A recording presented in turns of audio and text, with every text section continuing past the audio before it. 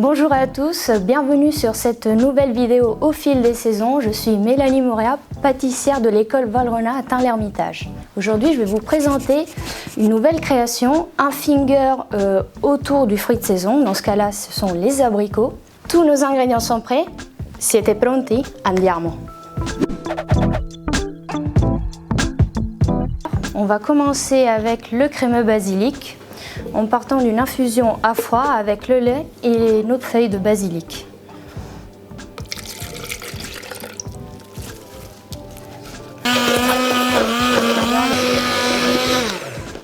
J'ai chinoisé et corrigé le poids de lait. Je vais donc pouvoir le chauffer avec ma crème, environ à 40 degrés, pour ajouter mon sucre préalablement mélangé à la pectine.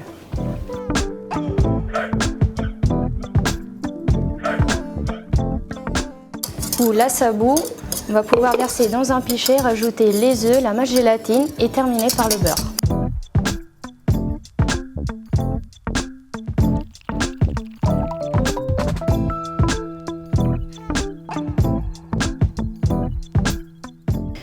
Notre crémeux est prêt, on va donc pouvoir le couler dans un cadre 20 par 20 et on va peser environ 320 grammes.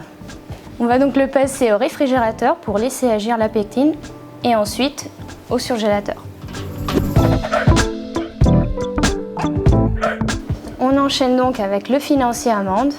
Là, je suis en train de préparer le beurre noisette où on va cuire jusqu'à une coloration dorée et quand ça va arrêter de mousser, ça sera le moment de retirer du feu.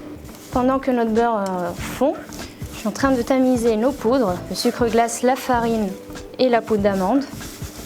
Je vais donc les verser dans un cul-de-poule, on rajoute le sel, le sucre inverti et je vais détendre mon mélange avec les blancs d'œufs. Notre beurre noisette est prêt, je vais donc le débarrasser dans un petit récipient. À vous le choix de le chinoiser ou pas, moi personnellement je ne veux pas le chinoiser. L'appareil est prêt, on n'a plus qu'à faire le mélange. Pour réaliser le mélange, je vais prélever une partie de mon appareil que je vais détendre avec mon beurre noisette. Notre pré-mélange est prêt, on va donc l'incorporer au premier. Notre appareil à financier est prêt, on va donc pouvoir le dresser dans le moule. On va donc peser environ 20 grammes par empreinte, c'est-à-dire un tiers du moule. Là c'est parti pour la cuisson à 175 degrés pendant environ 10 minutes. On va pouvoir continuer avec la réalisation de notre insert. On va préparer notre compoté d'abricots. On va tout d'abord laver, dénoyauter les abricots et les couper en petits dés. Nos abricots sont là, on va donc les verser dans la casserole et on va rajouter aussi notre purée d'abricots. On va cuire le tout à feu doux pendant 5-10 minutes pour bien compoter le fruit. Ça dépendra aussi du degré de maturation de vos fruits. Si vous avez des abricots qui sont moins mûrs, il faudra cuire pendant plus de temps. Là, ça fait environ 10 minutes qu'on est en train de cuire à feu doux. Là, on va chauffer notre purée avec les morceaux d'abricots à 40 degrés pour ajouter notre sucre avec la pectine. On peut arrêter la cuisson et aller peser directement sur notre crémeux basilic surgelé. On va peser environ 400 grammes. On a bien réparti notre compoté d'abricots sur le crémeux. On va passer au réfrigérateur, toujours pour laisser agir la pectine et après au surgélateur. Nous avons donc notre insert qui est prêt. Il est bien froid. Je viens donc de le démouler et on va procéder à la découpe.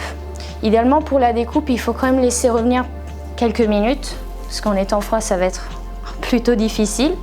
Et là, pour découper, vous avez plusieurs options. Alors, soit effectivement, vous allez avec l'emporte-pièce qui reprend la forme du moule. Sinon, la petite astuce pour zéro perte, tout simplement détailler au couteau à la taille de l'insert de base. Je retourne mon insert parce que le crémeux prend température plus vite que la compotée. Ça va me permettre de découper plus facilement mon insert. à la taille de l'emporte-pièce. Ça fait donc environ 11 cm et demi par 1 cm et demi.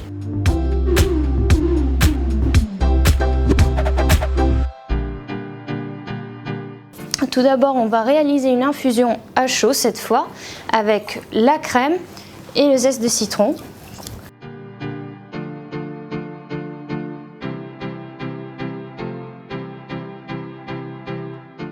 Notre infusion est prête. On a donc pu la chinoiser et corriger le poids de crème. Je l'ai donc remise dans la casserole. Je vais ajouter le lait et je fais le tout ensemble. À part, je vais mélanger les jaunes d'œufs avec le sucre sans blanchir et réaliser une crème anglaise classique. Pour avoir plus d'informations, vous pouvez aller visiter les Essentiels Valrhona en ligne. Ma crème anglaise est prête. Je vais donc pouvoir ajouter ma masse gélatine, mixer et réaliser l'émulsion avec mon opalis partiellement fondu. Pendant ce temps-là, je vais pouvoir commencer à foisonner ma crème semi-montée.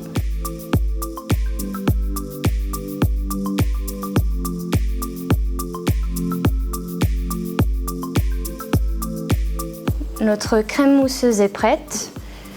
Notre base aussi de crème anglaise et opalis est prête. On est environ à 35-38 degrés. On va pouvoir procéder au mélange.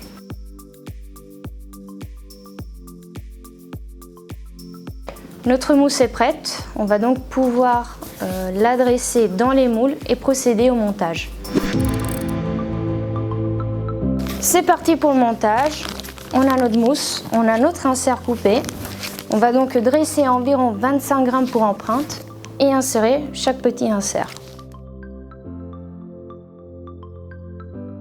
C'est tout bon, on passe au surgélateur. On vient de démouler nos financiers qui viennent de sortir de la surgélation. On va donc pouvoir dresser par-dessus une fine couche de crémeux basilic que j'avais gardé de côté exprès pour aller coller nos petits fingers bien froids. Maintenant que c'est fait, je reviens de suite. Je vais juste pulvériser un léger voile d'Absolu Cristal.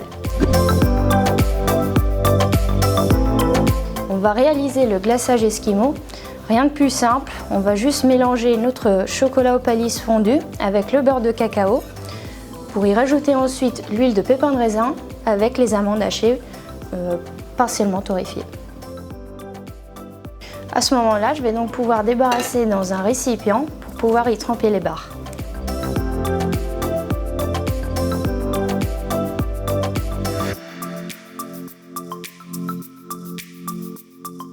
On est arrivé à la fin, on va donc décorer nos petits fingers avec des quartiers d'abricot que j'ai nappés au pinceau avec de l'Absolu Cristal légèrement dilué et quelques feuilles de basilic.